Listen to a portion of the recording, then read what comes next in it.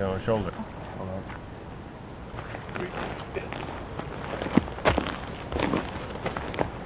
I did this with a log once and it just stuck into my neck.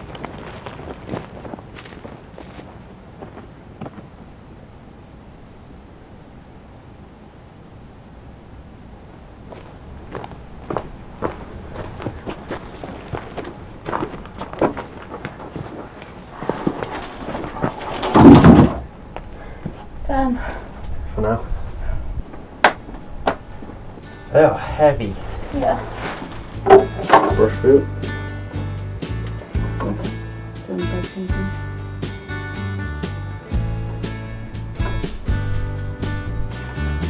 Disgusting looking cupcake, isn't it? Mixing in.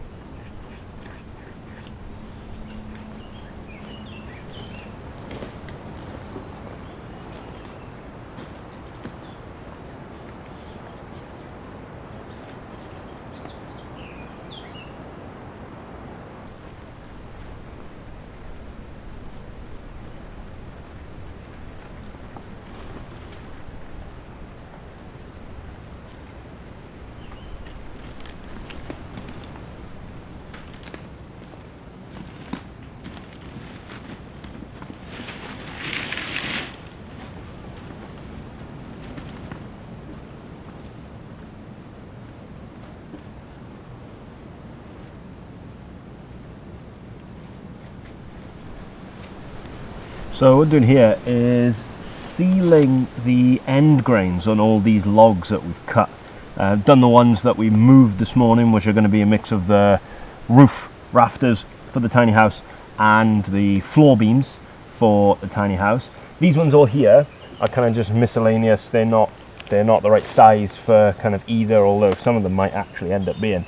So what we're doing with this is sealing the end grains so that they dry out more slowly, and which means that they won't, or less likely to split and twist.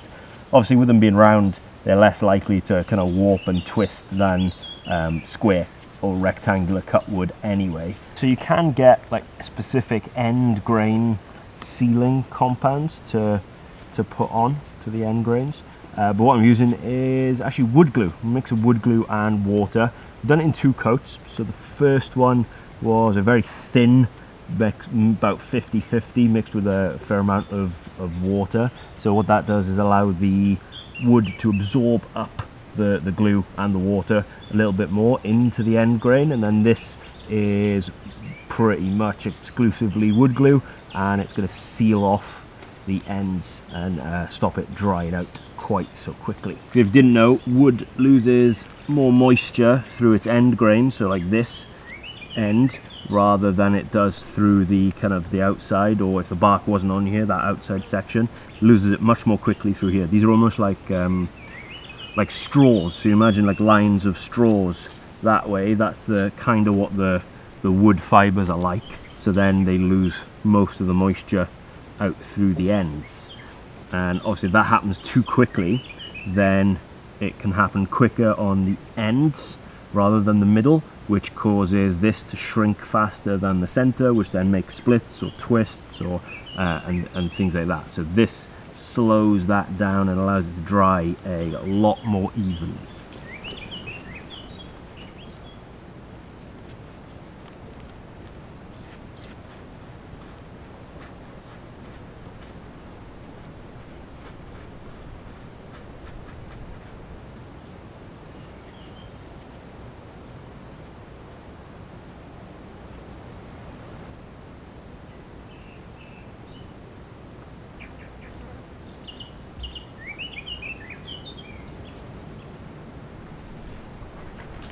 Yeah.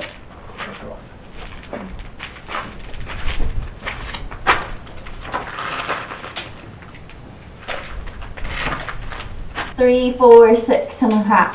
37. 40. 46. 16. 10.5.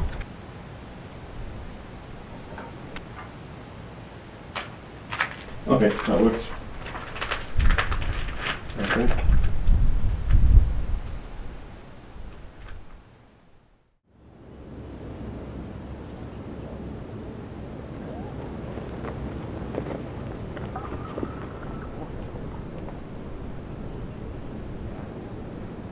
Which one? Oh.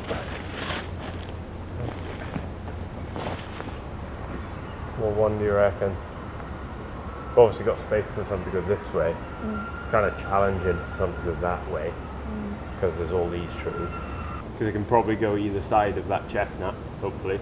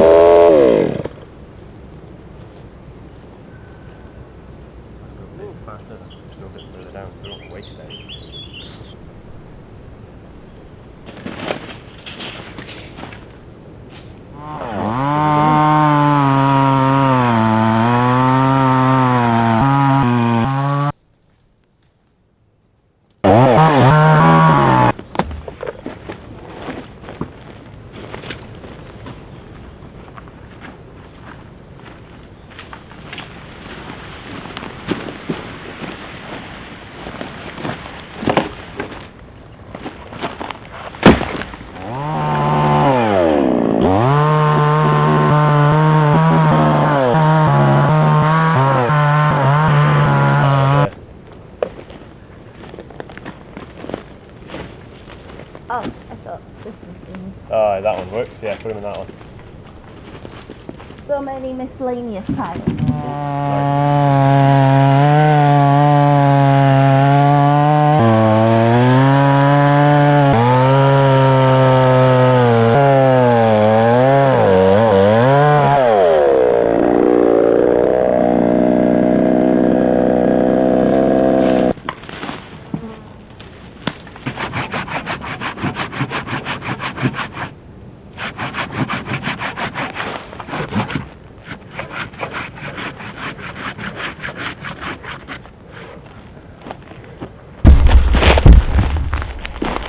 Oh, no, move!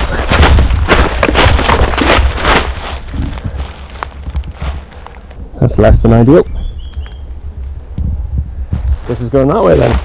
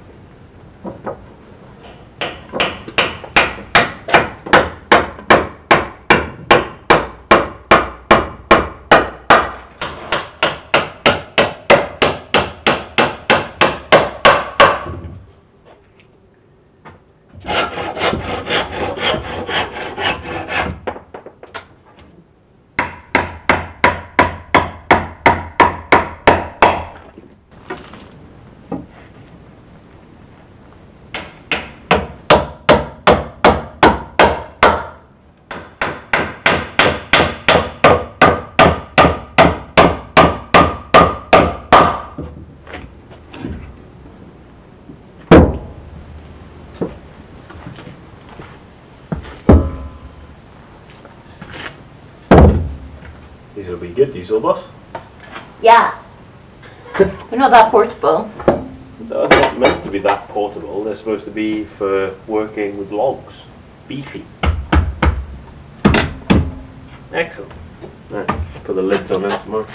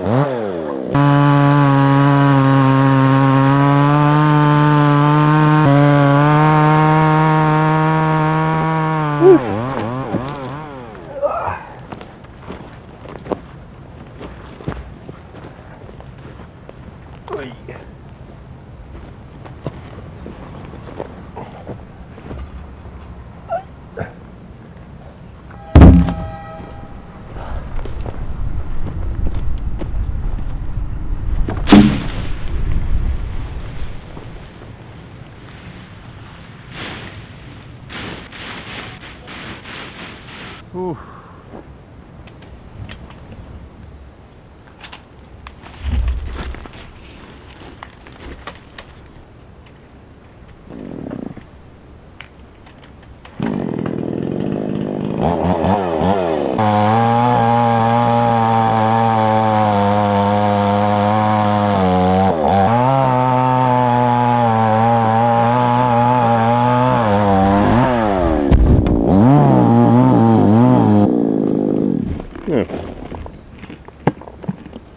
Convenient.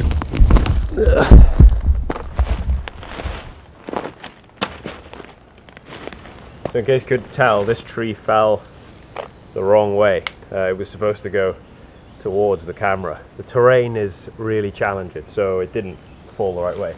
Luckily it just fell in between some mimosas and not onto anything, and not onto a fence like the other one. It's taken a while to get through cutting these trees, but the thing is, it is obviously hard work, but the bigger thing is it's really hot and there's a fire risk element to it. So there's basically a grading of 1 to 5 on any given day, and if it's at 4 or 5, then you could only use machinery like chainsaws and like strimmers and things until 11 o'clock. So it means we're kind of having to do stuff in small batches, which means we only get time to cut about 2 trees at a time. Current fire risk level is like 5 out of 5, or in Portuguese maximum. It's been 4 or 5 pretty much solidly for the last 2 weeks, other than like a day here and there, and it's pretty much going to continue for the rest of August unless there's a particularly cold day when it will drop back.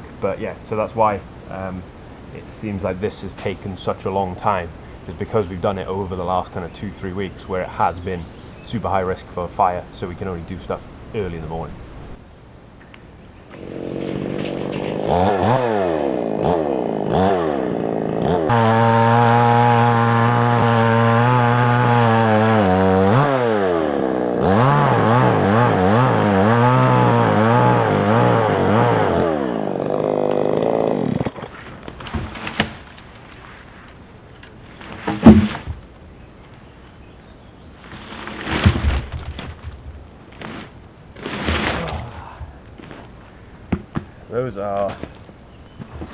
Those are big logs.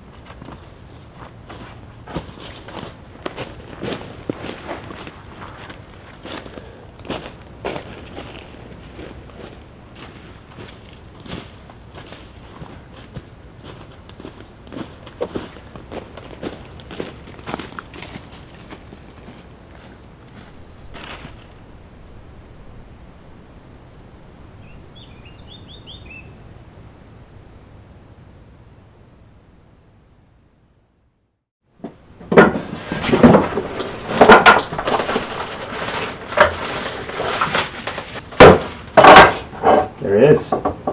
Chainsaw goes in there.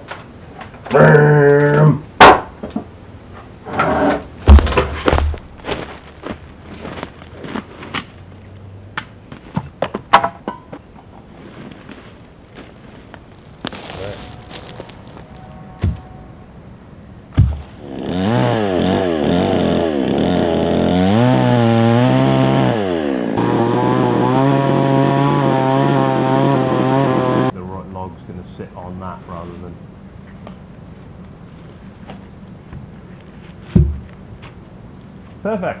Lovely.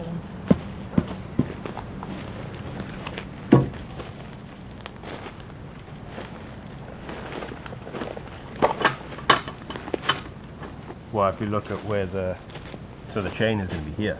All right. Okay. So that's basically the chainsaw goes into here. So we need to take this off first.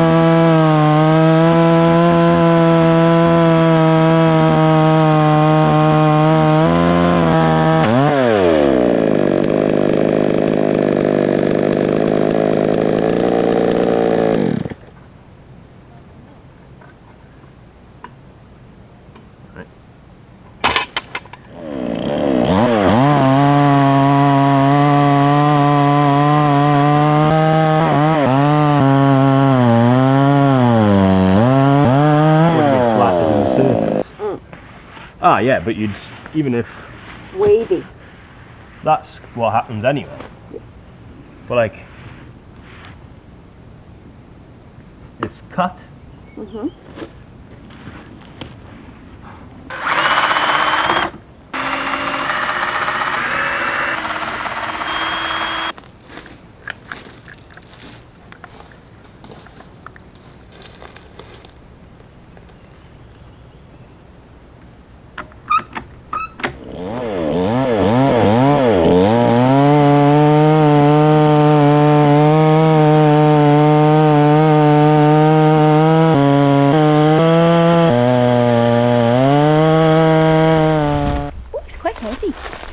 We have our first board. Eee. The camera cut out. It ran out of battery because it took so long for us to set all this up and try and do it. We have a board. It's a bit curly. Yeah, I Who mean, made him? the mill that we got, just cannot get it to work. I don't know if it's because I'm not setting up very well or it just does not work very well, but we've got a board. Whether this actually works out as a way to do the floor in the tiny house, I'm not sure. Or it'll make a real nice shelf somewhere. Very nice shelf. Heavy guitar.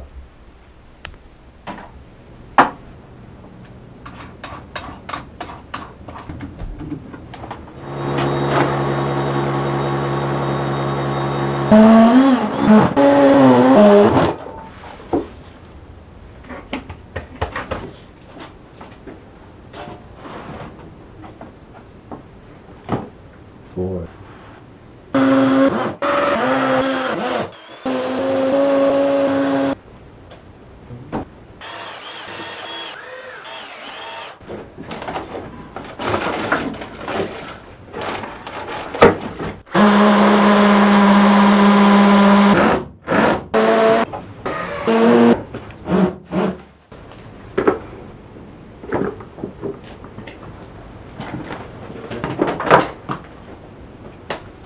Yeah, that's good, isn't it?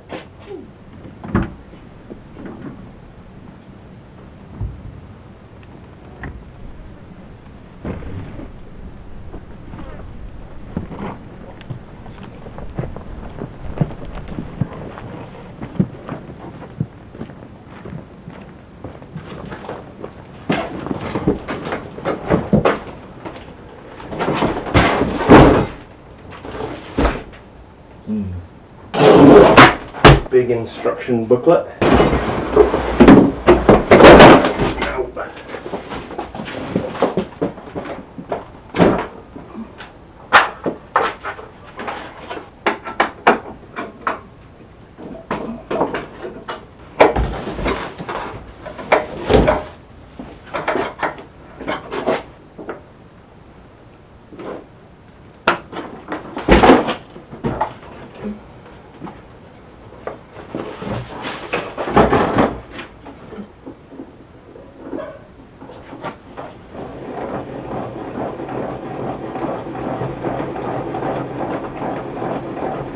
Another good week. Got quite a few things done. Not as much as usual, but more kind of small things. Just getting through stuff that needed to be done to allow other projects to continue. So we got chopped all of the roof rafters. The logs for the floor beams are also done for the tiny house project. So hopefully next week we'll get into actually peeling them, woodworm treating them and getting them ready to be able to actually go in. What we also need to do next week is cut the main beam, so we need to cut the tree. We've got a tree ready for that, and then we'll get that kind of ready to go straight away. We're waiting on delivery for some scaffolding so we can actually work inside the tiny house and sort out the kind of top part to be able to get the current beam out and then set up to be able to put the next one in. Milled down a first log, which was interesting, both a great success and not so successful. We milled down a board out of a log, which was one of our trees, and it did work. It was slow and a lot of hard work, which we knew it was going to be anyway. Said from the start that doing this would be a lot of hard work. It's fine, but realistically it's probably not going to work to be able to do the floor and the roof covering or the roof deck for tiny house, mostly because those boards they will warp and bend. The rounds less so, you can mitigate what it does, but for those boards it will. So we're not going to use them in the tiny house project, but we're still going to mill them down, so we're not leaving a bunch of logs down on the ground there. We're gonna mill them all down.